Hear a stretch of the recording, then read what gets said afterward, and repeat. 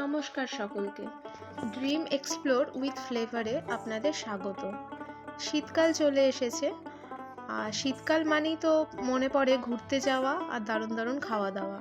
আর এই শীতের সিরিজে আপনাদের সাথে শেয়ার করব বেশ কিছু শীতকালের রেসিপি।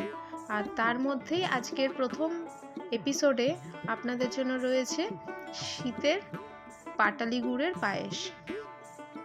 প্রথমেই নিয়েছি একটা বাটিতে 100 গ্রাম গোবিন্দভোগ চাল। চালটা ধুয়ে 10 মিনিট জলটা ঝরানোর জন্য রেখে দিতে হবে। এটা শুকিয়ে এসেছে, এর মধ্যে দিয়ে দিচ্ছি 1 চামচ ঘি। ঘিটা দিয়ে ভালো করে চালটা মেখে নেব। প্রত্যেকটা চালের গায়ে ঘিটা সুন্দর করে মাখলে পরে এই যে দুধের মধ্যে আমরা যখন চালটা মেশাবো তাহলে পরে নিচে লেগে যাবে না, আর সবকটা চাল একটার সাথে একটা আলাদা হয়ে থাকবে, মানে চালটা আর কি জমাট বাঁধবে না।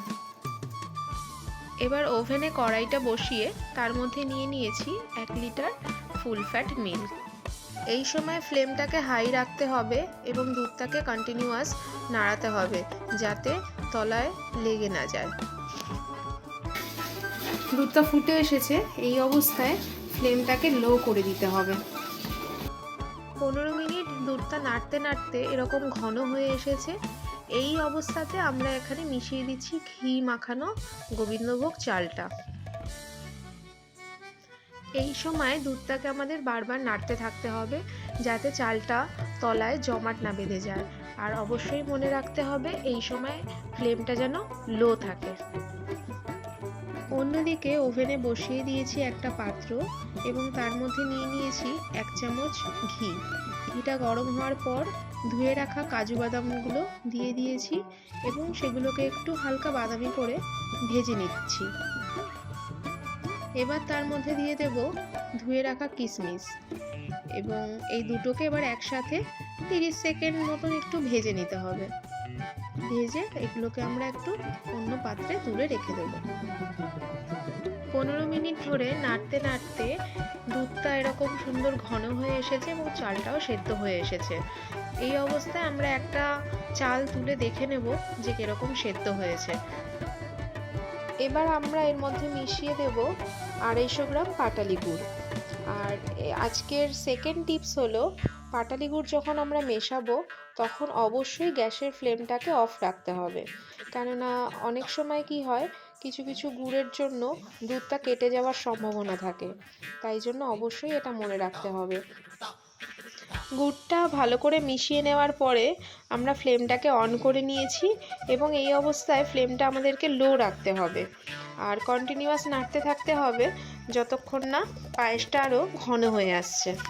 পায়েসটা যতক্ষণ হচ্ছে সেই সময় আমরা আরেক দিকে নিয়ে নিয়েছি 1 কাপ গরম দুধ এবং এর মধ্যে মিশিয়ে দিচ্ছি 10 টাকার 1 প্যাকেট গুঁড়ো দুধ। আজকের থার্ড টিপস হলো গুঁড়ো দুধ পায়েসের মধ্যে মেশালে পরে এর স্বাদটা অপূর্ব হয়, সেটা চিনি দিয়ে হোক, গুড় দিয়ে হোক বা বাতাসা দিয়ে হোক। পায়েসটা যখন এরকম ঘন হয়ে আসবে সেই স্টেজে আমরা মিশিয়ে রাখা গুঁড়ো দুধটাকে এর মধ্যে দিয়ে দেবো। আবারও আমরা এই দুধটাকে পায়েসের সাথে ভালো করে মিশিয়ে নেব এবং লো ফ্লেমে পায়েসটাকে এরকমভাবে নাড়তে থাকবো। পায়েসটা নাড়তে নাড়তে বেশ ঘন হয়ে এসেছে। এবার আমরা সামান্য একটু নুন মিশিয়ে দেবো মিষ্টিটাকে ব্যালেন্স করবার জন্য। নুনটা দেবার 5 মিনিট পরে আমরা 2টো এলাচ থেতো করে রেখেছিলাম সেটাকে পায়েসের সাথে মিশিয়ে দেবো। এর ফলে এর ফ্লেভারটা আরও সুন্দর হবে। পায়েসটা আমাদের আজকে রেডি হয়ে গেছে, ফ্লেমটাকেও আমরা অফ করে দিয়েছি। এবার আমরা এখানে মিশিয়ে দিচ্ছি কাজু আর কিশমিশ।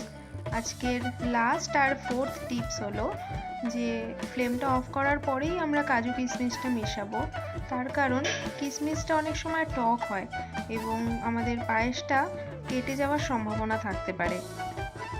পাটালি গুড়ের পায়েস আজকে পুরোপুরি তৈরি আপনাদেরকে সার্ভ করে দেওয়ার জন্য। তো আপনারা দেখতেই পারলেন স্টেপ বাই স্টেপ রেসিপিটা তো শেয়ার করলামই, তো আপনারাও বাড়িতে এইভাবে ট্রাই করুন এবং কমেন্টে জানাবেন কেমন হয়েছে। যদি ভালো লেগে থাকে অবশ্যই একটা লাইক করবেন আর আপনার পরিবারের সাথে বন্ধু বান্ধবের সাথে রেসিপিটা একটু শেয়ার করবেন।